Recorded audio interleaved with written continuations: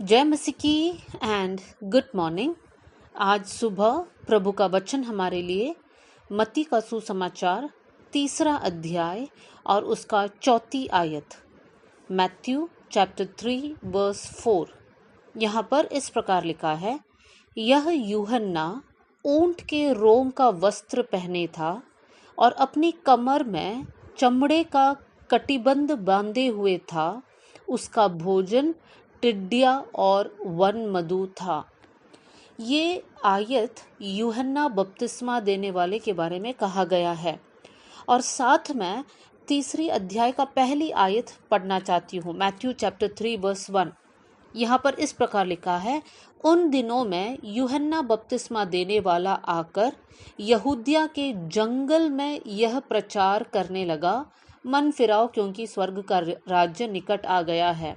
हम यहाँ पर देख सकते हैं कि यूहन्ना बपतिस्मा देने वाला कहाँ पर प्रचार कर रहा था। दूसरी बात हमने जो चौथी आयत में पढ़ा वो था कि यूहन्ना बपतिस्मा देने वाले का वस्त्र किस प्रकार का था, और तीसरी बात हम देख सकते हैं उनका भोजन किस प्रकार का था। यहाँ पर हम लोग यूहन्ना बपतिस्मा देने वाले के विषय में जब हम पढ़ रहे हैं तब हम ये देख सकते हैं कि यूहन्ना बपतिस्मा देने वाले सबसे अलग है। उनका वस्त्र अलग है। उनके वस्त्र के बारे में लिखा है चौथी आयत में, ऊंट के रोम का वस्त्र और कमर में चमड़े का कटिबंध बांधे हुए था। देखिए, उनका वस्त्र के बारे में लिखा है।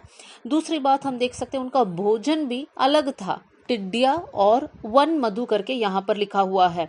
तो यहाँ पर हम देख सकते हैं कि उनका भोजन अलग है, उनका वस्त्र अलग है, और साथ में 3 अध्याय का पहली आयत में हम देख सकते हैं उनका प्रचार करने का जगह भी अलग है। वो जंगल में प्रचार करता था। मेरे प्रियो, यूहन्ना बपतिस्मा देने वाला परमेश्वर के हाथ में सामर्थी रूप से इस्तेमाल किया गया एक दास है। पुराने नियम जैसे ही समाप्त होता है उसके बाद नए नियम की शुरुआत में वहां पर लगभग 400 साल का एक अंतर है। इन 400 सालों में हम लोग उसको एक शांत काल या साइलेंट पीरियड कर कर बोल सकते हैं, क्योंकि वहां पर परमेश्वर ने अपने लोगों से बातचीत नहीं किया। वहां पर किसी भविष्यवक्ता के द्वारा या किसी प्रभु के दास के द्वारा, किसी के द्वारा परमेश्वर ने लोगों से बात नहीं किया। लोग अपने इच्छा के अनुसार चल रहे थे। लेकिन यहाँ पर हम देख सकते हैं यूहन्ना बपतिस्मा देने वाले के उस समय पर परमेश्वर ने यूहन्ना बपतिस्मा देने वाले के द्वारा परमेश्वर ने अपना संदेश लोगों को पहुंचाया। उन्होंने ये संदेश दिया, मन फिराओ क्योंकि स्वर्ग का राज्य निकट आ गया है। यूहन्ना बपतिस्मा देने वाले के बारे में हम देख सकते हैं कि उन्होंने यीशु मसीह के लिए मार्ग तैयार किया।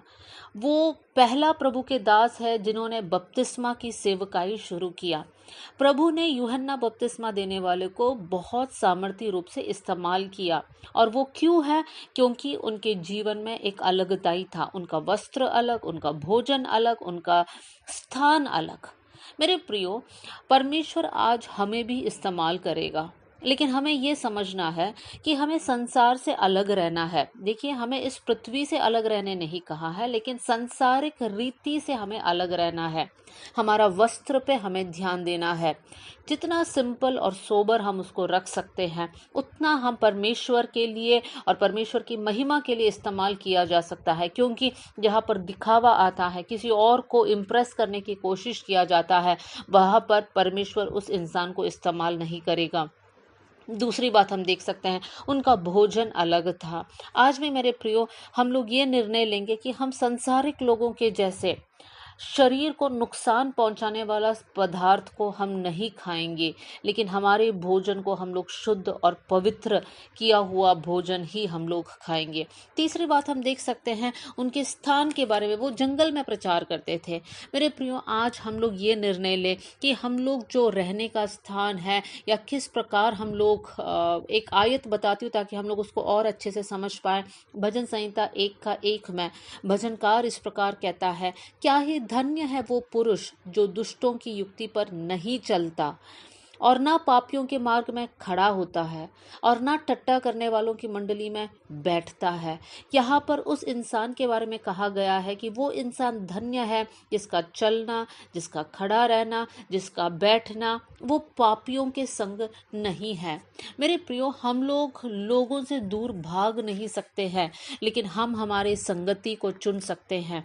होने पाए कि जिन लोगों के साथ हम फेलोशिप करते हैं, संगति करते हैं, वो अच्छे लोग होने पाए, वो लोगों की संगति से हम बिगड़ ना जाए, लेकिन ऐसे होने पाए कि जैसा लोहा लोहा को और शार्पन करता है, वैसे ही हम लोग जब एक दूसरे के साथ मिलते हैं, हम प्रभु के राज्य के लिए एक दूसरे को उत्साह देकर और ज़्यादा परमेश्वर के लिए उपयोगी बन पाए। तो आज हम लोग ये निर्णय लें कि हमारे अंदर पवित्रता ही होने पाए और हम लोग परमेश्वर के लिए ही जिएंगे।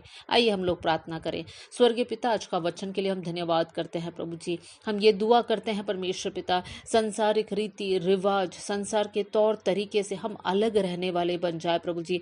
प्रभु, आपके वचन में लिखा है कि पवित्र रहो क्योंकि मैं पवित्र हूँ। प्रभु, आप पवित्र परमेश्वर है। होने पाए हमारा जीवन भी आपके सामने पवित्र रहे, हम आपके सामने सिद्ध बनते जाए परमेश्वर पिता। हमारे वस्त्र, हमारा चाल चलन, हमारा भोजन, हमारा खड़े रहने का स्थान, उठने बैठने का स्थान, सब कुछ आपके सामने भावता हुआ और योग्य ठहरे कर हम प्रार्थना करते हैं। वचन सुनने वाले हर एक भाई और बहन के ऊपर आपका आशीष का हाथ होने पाए। प्रभु, आपने हमारी प्रार्थना सुन लिया, इसलिए धन्यवाद। आदर और महिमा आपको देते हुए यीशु के नाम से हम मांगते हैं, amen. God bless you all. जय मसीह की।